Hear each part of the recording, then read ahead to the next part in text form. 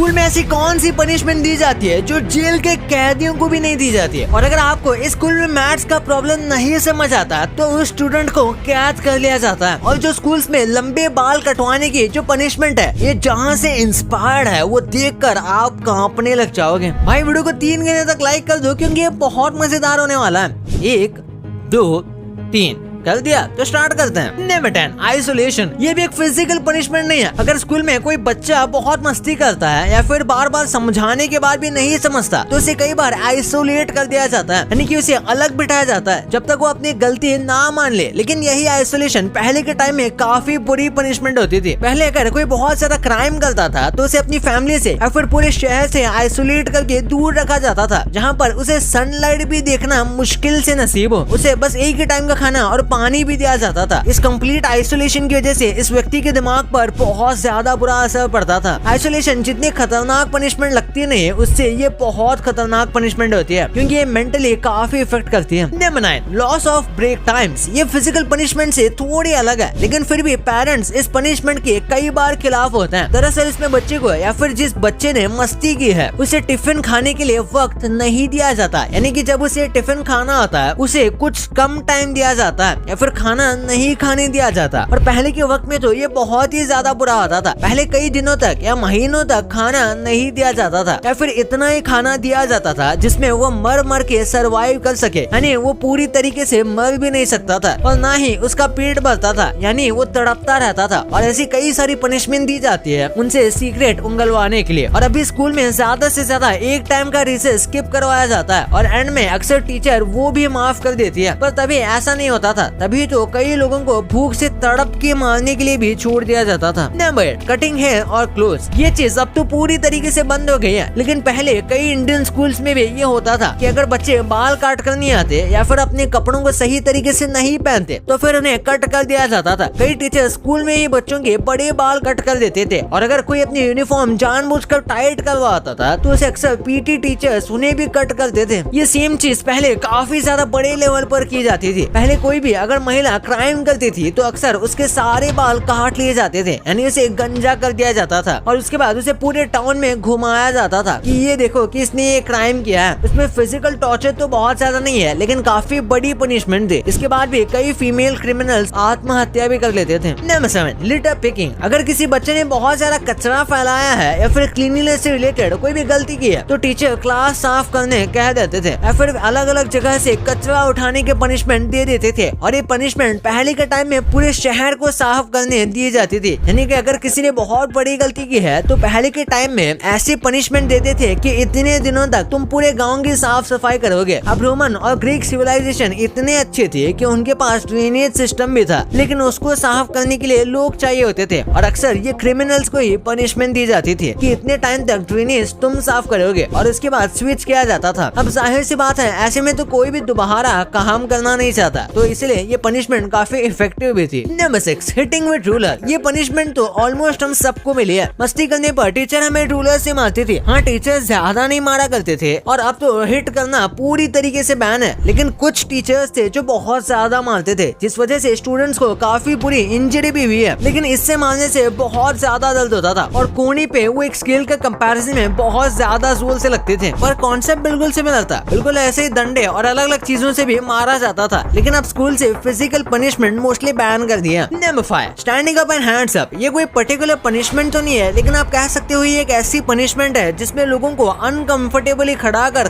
दिया जाता था। जैसे उन्हें कहा जाएगा अपने हाथ उठाकर खड़े हो जाओ और थोड़ी देर के बाद हमारे शोल्डर्स और हाथ दर्द करने लगते हैं। और ऐसे ही अनकंफर्टेबल पोजीशन पहले लोगों को दी जाती थी, लेकिन वो ज्यादा बुरी होती थी। जैसे उन्हें उल्टा लटका दिया जाता था। हाँ, ये एक्चुअल पनिशमेंट होती है। उसके बाद उन्हें कहा जाता था कि एक पैर पर खड़े रहो और वो जितनी बार पैर नीचे रखते हैं उतनी बार उन्हें कोई ना कोई दूसरी पनिशमेंट दी जाती थी। उसी के साथ एक पनिशमेंट में लोगों को कांटों के ऊपर खड़ा रखकर उन्हें बैलेंस करने के लिए सामान दिया जाता था और वो चीज गिरने पर मार भी पड़ती थी। ऐसी कई सारी पनिशमेंट से ही इवॉल्व हुआ था हैंड्स अप करने का punishment. Number 4, Chinese piece punishment. ये पनिशमेंट वैसे तो अपने आप में ही काफी ज्यादा बुरी है। ये यूजुअली चाइना में दी जाते हैं और अब तो चाइनीज स्कूलों का कहना है कि वो पनिशमेंट नहीं देते, लेकिन इसका कोई प्रूफ नहीं है। दरअसल इस पनिशमेंट में होता क्या था कि जो बच्चे बहुत ज्यादा मस्ती करते हैं या फिर सही से चीज नहीं करते तो उन्हें नील डाउन करने के लिए कहा जाता था। उसके साथ जो फ्रोजन पीस होते हैं उन्हें जमीन पर रखा जाता था और उसके ऊपर इन्हें नील डाउन करवाया जाता था, जो कि बहुत ज्यादा पेनफुल होता है। लेकिन इसकी डार्क हिस्ट्री तो और भी ज्यादा पेनफुल है। नील डाउन एक ऐसी पनिशमेंट है जो कि हिस्ट्री में काफी पहले से दी जा रही है। पहले कांटों के ऊपर नील डाउन करवाया जाता था। ये कांटे नेचुरल हो सकते थे या फिर लोहे के बने हुए होते थे और उसके बाद कुछ जगह पर तो गर्म कोयले का इस्तेमाल होता था, यानी कि गर्म कोयले बिछाए जाते थे और उसके ऊपर उन्हें नील डाउन करवाया जाता था। अब आप सोचिए कि ये कितनी ज्यादा डार्क पनिशमेंट होगी। वैसे आज भी इंडियन स्कूल्स में नॉर्मली नील डाउन करवाया जाता है पनिशमेंट की तरह। Number 3, forcing kids to eat food off the floor. आपने सही सुना, ये पनिशमेंट कुछ स्कूल्स में दी गई थी जिसके लिए टीचर्स के खिलाफ एक्शन भी लिए गए थे। इस पनिशमेंट में बच्चों को जमीन पर पड़ा खाना